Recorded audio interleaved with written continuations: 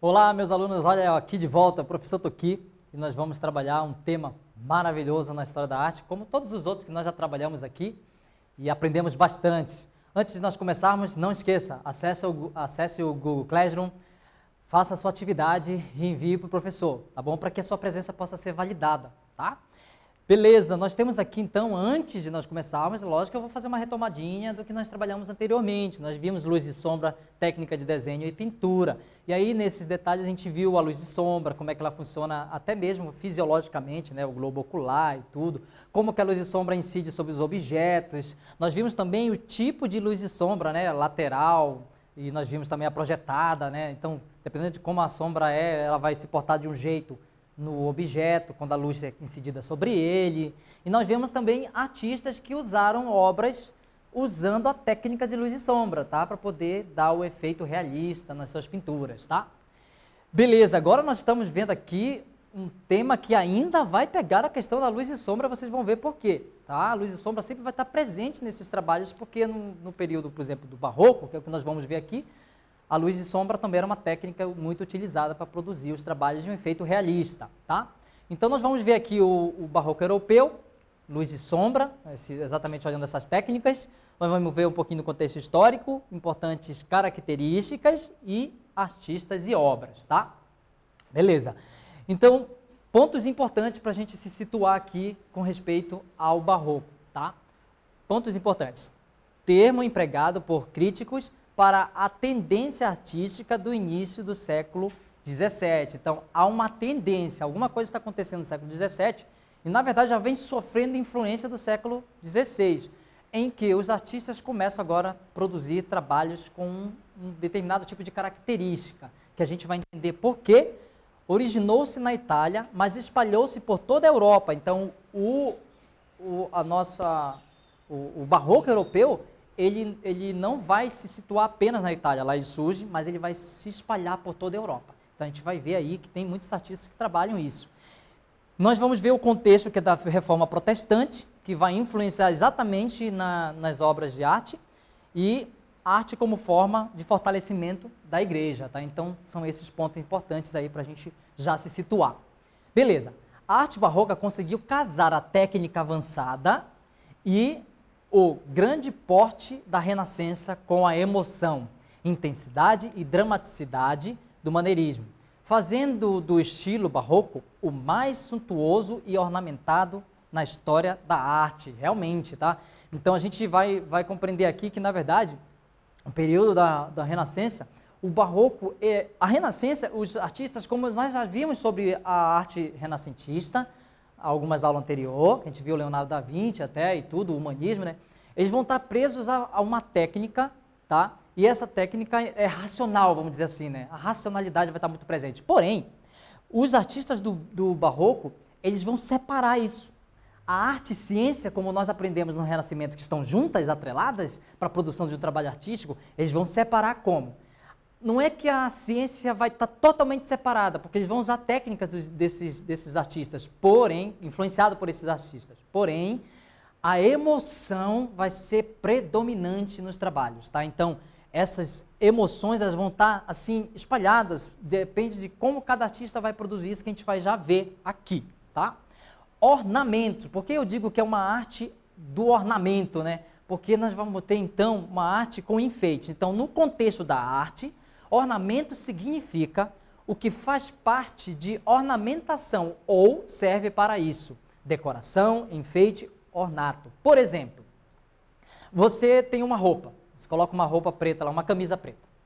De repente, você não se sente, a sua necessidade não se sente suprida de estar somente com aquela roupa preta, aquela camisa preta.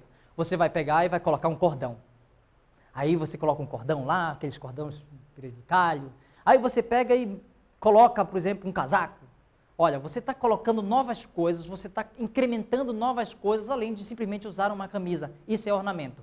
É você ornamentar. Usar brinco, por exemplo. Aí quando você pega um brinco tem mais enfeites. Então isso é ornamento. Por exemplo, colocar um enfeite na casa, você chega lá e coloca um vaso de flores. Isso é ornamentação. Você está dando um enfeite, você está dando mais característica àquele espaço. E é isso que vai acontecer no barroco, tá?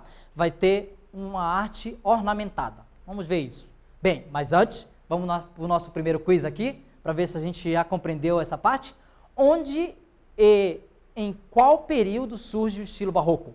Letra A, na Holanda, no século XV. B, na Itália, no século XVII. C, na Espanha, no século XIV. Já já a gente volta para ver a resposta aí. Pondere e tente responder essa para mim, por favor.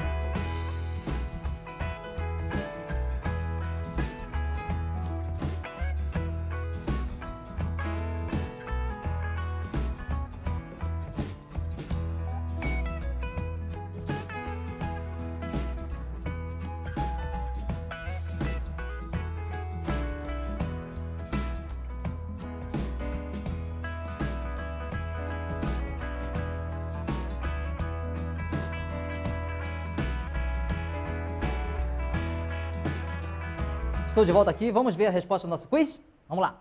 Onde e em qual período surge o estilo barroco? Aí eu coloquei letra A, B e C. Na Itália, no século XVII. Porém, lembrando, não foi só na Itália que o barroco aconteceu. Ele vai se espalhar por vários lugares da Europa, tá bom? Beleza. Vamos compreender um pouquinho das características da pintura barroca, por exemplo. Vamos lá, eu trouxe esse nosso esquema, eu gosto de trazer esse esquema para a gente entender logo de resumido como é essa situação, tá bom?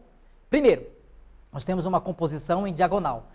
Lembra que no Renascimento nós vimos que os trabalhos dos artistas, eles trabalhavam a composição piramidal, que na verdade faz uma pirâmide, né? E os personagens eram colocados dentro dessa pirâmide para dar um efeito tridimensional na pintura. No Barroco vai ter uma peculiaridade, que é a composição em diagonal, que a gente já vai ver o que é isso. É a forma como vai estar distribuídos os personagens no espaço pictórico ou no espaço da tela, tá bom? Contraste claro e escuro vai ser muito presente, então é uma influência do Renascimento, tá? Então é importante isso. E pintura realista, aí tá. É lógico que vai ter uma pintura realista quando a gente pensa na questão dos detalhes, tá? Da pintura. Mas realista também, porque ela não vai contar simplesmente, ela não vai só simplesmente preocupada com o realismo em si de uma imagem perfeita, mas ela vai contar coisas da vida, tá bom? Da vida social e tudo. Então não vai falar só sobre rei, ela vai falar também sobre questões da sociedade, tá? Beleza. As obras barrocas romperam o equilíbrio entre o sentimento e a razão, ou entre a arte e a ciência, que os artistas renascentistas procuraram realizar de forma muito consciente. Na arte barroca predominam as emoções e não racionalismo da arte renascentista, como eu deixei bem claro para vocês aí. Aí a gente vai ver alguns artistas aqui para a gente compreender isso. Mas um detalhe que a gente precisa entender é que o Renascimento aquele período do Barroco, estava acontecendo uma revolução, tá bom? Umas mudanças sociais ali. A Alemanha, por exemplo, tem a Reforma Protestante. Essa Reforma Protestante vai ser fundamental para que ocorra uma mudança nas produções artísticas. Por quê? Agora a igreja está preocupada com essa reforma de separar. Essa reforma queria basicamente o quê? Separar o papado, né, do Estado. Então agora o Estado agora ia se compor. Então esse Estado agora se separando da igreja e tendo uma atitude mais autônoma. E a igreja não estava interessada nisso. Então o que eles vão fazer? As produções artísticas vão ser influenciadas. As construções das igrejas serão monumentais e os artistas serão contratados para poder fazer isso e mostrar o poder e força da igreja, tá? Então isso é muito importante e porque nós vamos ver então essas pinturas tão bem expressivas e trabalhando essas questões, tá? Então a gente tem aqui, por exemplo, o Tintoretto, tá? Que ele vai trabalhar a intensidade da luz e da cor, que a gente vai ver isso. Pintou temas religiosos, reencontros de corpos de São Marcos, mitológicos, Vênus e Vulcano, e retratos, Jacopo Soranzo, também sempre com duas características bem marcantes que a gente já vai ver aqui. Olha, eu trouxe essa pintura aqui para vocês verem os detalhes dela, gente, é uma coisa incrível, tá? Eu amo analisar as pinturas porque elas têm uma intencionalidade do artista incrível, e aí a gente percebe, nossa, então é ali que a gente nota como a pintura tem uma grande importância. Na verdade, é a produção artística em si, né? A escultura e tudo. Porque tem uma intencionalidade do artista. O artista não fez por acaso isso. Há algo por trás que ele tem de intencional para poder fazer esse trabalho.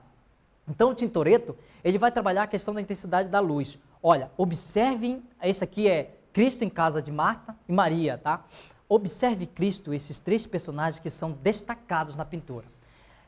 Observando Cristo olhando a mulher em que está olhando para ele, agachada, né, diante dos pés de Cristo. Observe que os personagens atrás eles são secundários. Ó. A iluminação atrás ela é colocada mais escura. Tá? Então, para quê? Para que possa se detalhar exatamente quem são esses personagens aqui. Tá? E aí, essa iluminação vai nos trazer uma centralidade no nosso olhar diante dessa parte que Tintoretto quer que nós vejamos. Isso aqui é como se fosse uma regra para a pintura dele, vamos entender já já. Os corpos das figuras são mais expressivos do que os seus rostos e a luz e a cor têm grande intensidade. Essas características são encontradas, por exemplo, no quadro Cristo em casa de Maria, que é essa que nós colocamos aqui agora para vocês verem. Olha esse detalhe aqui. Então, primeiro, como eu falei para você, a questão da distribuição da luz, que vai estar diante da obra, tá? Nos personagens importantes que é necessário. Outro detalhe é que aí atrás vai ser mais escuros, né? Agora, olha esse ponto aqui. Essa é a composição diagonal que eu disse para vocês. O que é diagonal? Vamos lá. Nós temos a linha horizontal. Se você está diante de uma praia, você vai ver aquela linha no final, né? Aquilo é o horizonte. A gente chama então de linha horizontal, pode chamar isso, uma linha horizontal, tá? Linha horizontal, nós temos a linha vertical, que ela é assim, por exemplo, a cruz, né? A cruz tem uma linha no meio, né? Aquilo é uma linha vertical e uma linha horizontal ao meio, né? Temos também a linha diagonal, que é exatamente que corta assim. Então, ela está assim, né?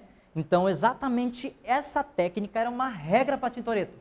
Então, ao fazer isso, ele podia nos permitir distribuir o nosso olhar sobre os personagens. E outro detalhe que eu posso voltar aqui na pintura é que os rostos dos personagens são mais secundarizados. Que é isso? Tipo, se tornam em segundo pensamento. Por quê? A gente pode pensar, por exemplo, que a roupa dos corpos dos personagens são muito mais expressivos para trazer mais atenção ao teu olhar, tá bom? Então, essa linha diagonal vai passar exatamente na pintura para trazer esse teu olhar. Para que isso? Porque ele planejava isso, né? Ele queria que, na verdade, quando você olhasse para a pintura, você tivesse uma espécie, um olhar completo da pintura. Que o teu olhar passasse por ela por completo. O seu olhar pudesse passear, mas ele queria alguns lugares primeiro que isso acontecesse, tá bom?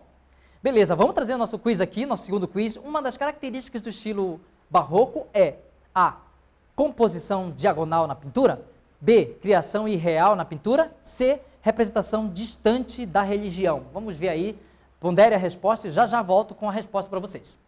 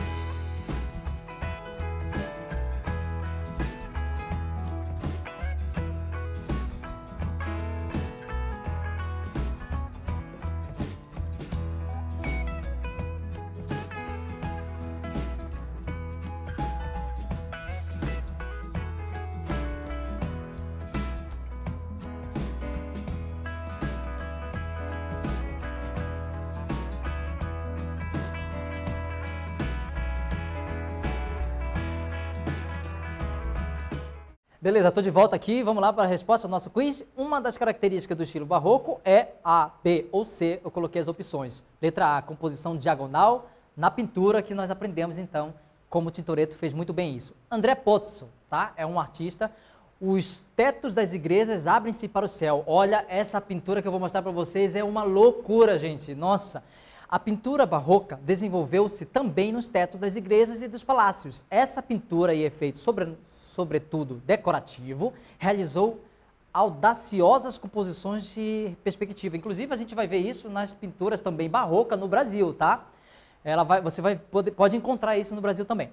Bem, assim foi, por exemplo, o trabalho de Andrea Pozzo. Realizou para os tetos das igrejas de Santo Inácio, em Roma. Essa obra impressiona pelo número de figuras e pela ilusão criada pela perspectiva de que as paredes e colunas da igreja continuam no teto e de que este se abre para o céu, de onde santos e anjos convidam os homens para a santidade. Vamos analisar essa pintura, gente, que coisa mais incrível. Eu já tive a oportunidade de ver algumas pinturas, não essa aqui, aqui no próprio Brasil. E olhar uma pintura no teto de uma igreja, gente, com essa técnica do barroco é fantástico. Você quase vê realmente os personagens flutuar no céu, no teto da igreja, né? Vamos dizer assim. E o trabalho de Tintoretto, exatamente de André Pozzo, vai fazer com que a gente possa ter esse efeito ilusório de quando você entra na igreja, ela teatraliza uma situação religiosa, uma situação de crença. Então, os personagens são milhares espalhados no teto, ó, com um trabalho assim, nossa, eu fico pensando o trabalho que deu para ele poder fazer isso aqui. E as paredes, tá, da pintura, isso são pinturas também, a perspectiva vai dar o efeito de continuidade do teto da igreja. Então, esse resultado dá uma sensação de que os personagens estão pairando no ar. É incrível.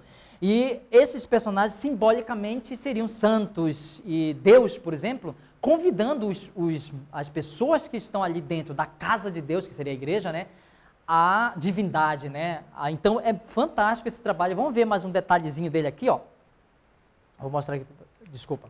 Aqui, ó. Olha só os detalhes, gente. Então, dá um efeito ilusório causado pela perspectiva fantástico que nós já aprendemos sobre a perspectiva aqui em aulas anteriores, tá bom? Sobre Leonardo da Vinci. Beleza. Vamos para o nosso terceiro quiz? Para melhor interação do olhar, Tintoretto usou que recurso nesta pintura? A. Perspectiva linear. B. Composição diagonal. C. Composição piramidal. Vamos ver aí daqui a pouco a resposta.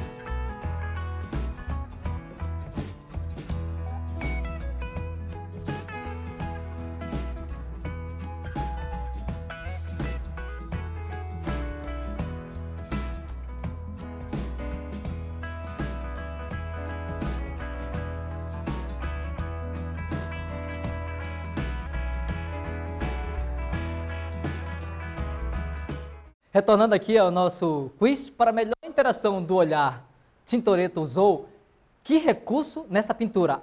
A, B ou C? Composição diagonal, como nós aprendemos aqui anteriormente, tá bom? Beleza, olha lá a linhazinha que eu coloquei, exatamente para você perceber essa linha diagonal. Tá, aí a gente pode pensar então a luz e sombra, então, ela está muito presente nos trabalhos, a iluminação e a incidência da luz sobre o objeto, né? E vai dar o efeito, então, ilusório. Então, para criar esse efeito, a luz e sombra é possível criar imagens e sensação de volume no espaço. E a gente vai ver esses detalhes, que a gente até conversou sobre isso na aula anterior. Rembrandt, a emoção por meio da gradação da claridade. Olha o recurso da luz e sombra agora sendo usado aqui como ferramenta para poder direcionar o teu olhar às emoções. O que dirige nossa atenção nos quadros deste pintor não é propriamente o contraste entre luz e sombra, olha só, mas a gradação da claridade, os meios tons e a penumbra que envolvem as áreas de luminosidade mais intensa. Olha, isso aqui é fantástico, uma das obras mais famosas. Agora a gente está saindo do barroco italiano, estamos entrando para um barroco, por exemplo, holandês, que teve grande influência também. Então a gente está pegando aqui o Rembrandt, que vai trabalhar a questão da incidência da luz. Olha esses personagens aqui, vamos entender essa pintura rapidinho. Essa figura que está aqui à mesa é um personagem morto, que está passando por um processo de estudo científico e autópsia. Esses personagens então aqui estão aprendendo com o mestre, né, como todo esse processo de estudo. Mas olha a expressividade dos personagens. Olha a imagem de penumbra que está ali. O recurso do claro e escuro é muito presente. Ele ilumina sutilmente o rosto dos personagens para trazer a sensação de emoção. Olha, então não é só simplesmente um realismo. Ele quer também impregnar a emoção na pintura. Então, Rembrandt sabe muito bem fazer isso nesse trabalho fantástico que é a lição de anatomia do Dr. Tupi, tá bom? Beleza, vamos lá para o nosso quiz aqui, o nosso quarto quiz. A técnica da luz e sombra permite criar a sensação de imobilidade no espaço, B, a percepção de rigidez no espaço, C, a sensação de volume no espaço. Vamos lá ver a resposta daqui a pouco.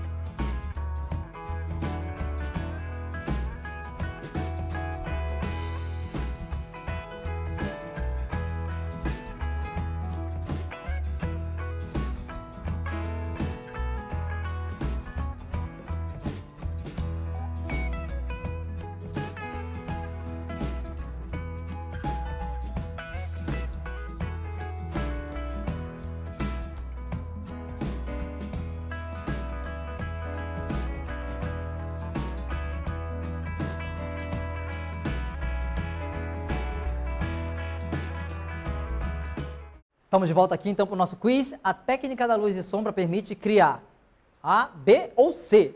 A letra C é a sensação de volume no espaço, tá bom? Isso é muito importante a gente aprender isso aqui. Bernini, escultura em movimento. Muito importante isso aqui, tá? Dentre os artistas do barroco italiano, Bernini foi, sem dúvida, o mais completo, pois foi arquiteto, urbanista, escultor, decorador e pintor. Parece até Leonardo da Vinci, que conhece vários tipos de segmentos, né? Algumas de suas obras serviram como elementos decorativos das igrejas, como, por exemplo, o baldaquino e a cadeira de São Pedro, ambos na Basílica de São Pedro, no Vaticano. Olha, trouxe aqui uma escultura feita por Bernini, que ele colocou chamada-se Êxtase de Santa Teresa. Essa pintura aqui fala basicamente sobre Santa Teresa, que um anjo aparece para ela. E esse anjo então, ele vai pegar uma flecha e vai usar essa flecha para golpear ela várias vezes. Gente, aí é que a gente percebe a emoção presente, não só o realismo no trabalho de Bernini. Por quê? Olha a expressividade de Teresa ao receber a flecha, né? O golpe da flecha, né? Bernini parece que ele retrata exatamente o momento em que o anjo vai fazer isso.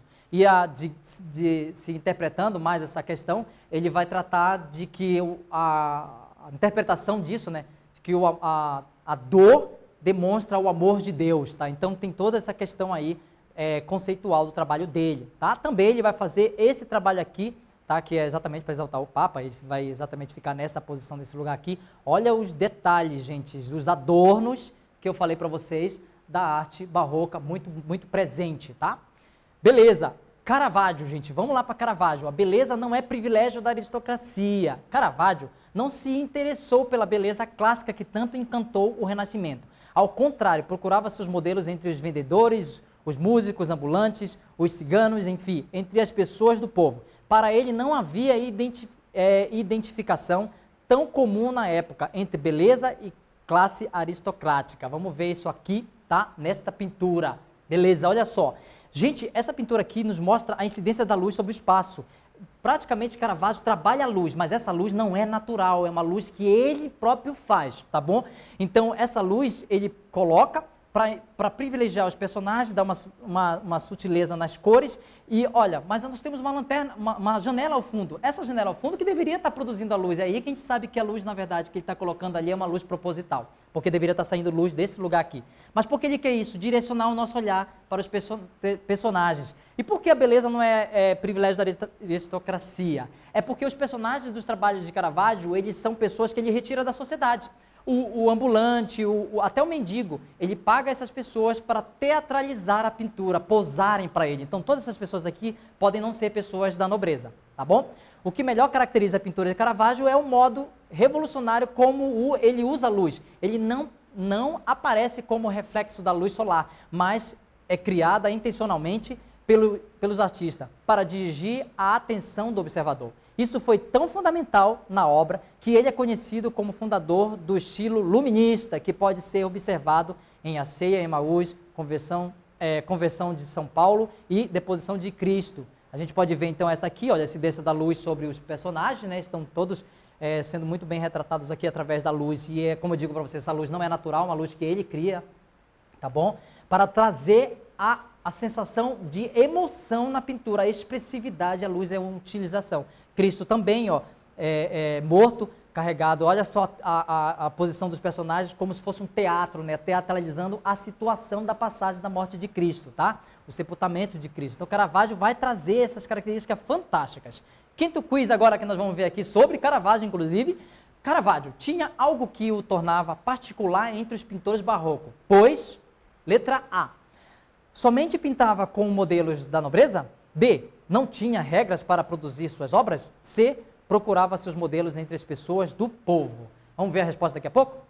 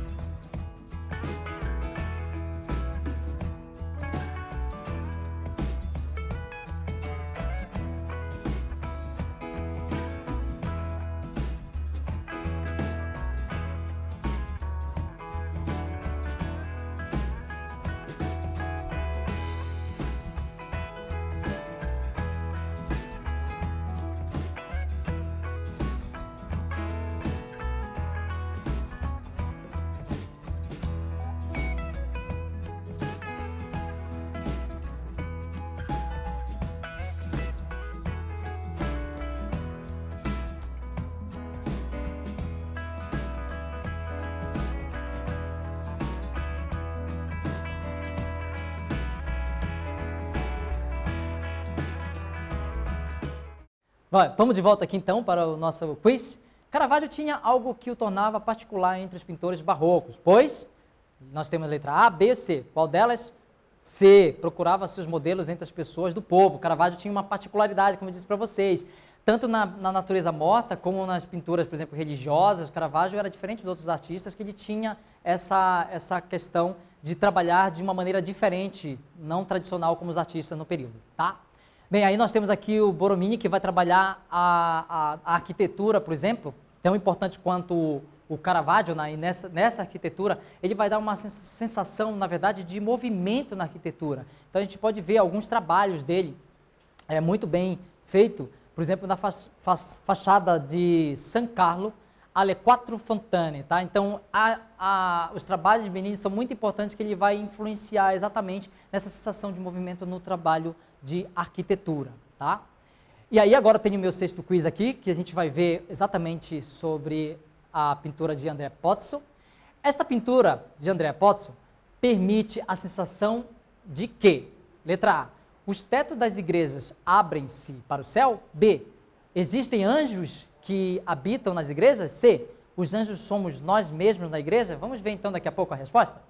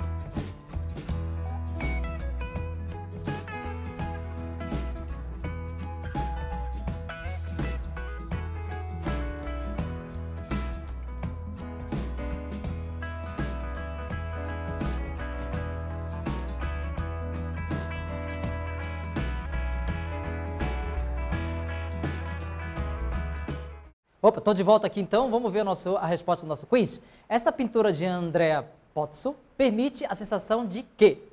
A, B ou C? Vamos ver aqui a resposta. Letra A, os tetos das igrejas abrem-se para o céu, né? Uma sensação de continuidade do céu quando o espectador olha para ela, né? Muito interessante isso, tá? Beleza, então nós estamos terminando nossa aula de hoje. Espero que vocês tenham aprendido bastante sobre essas questões do barroco. O barroco é muito interessante, nós temos a possibilidade de poder ver muitas pinturas. Vocês podem pesquisar mais sobre os detalhes dessas pinturas e a gente se vê então na nossa próxima aula. Um abraço!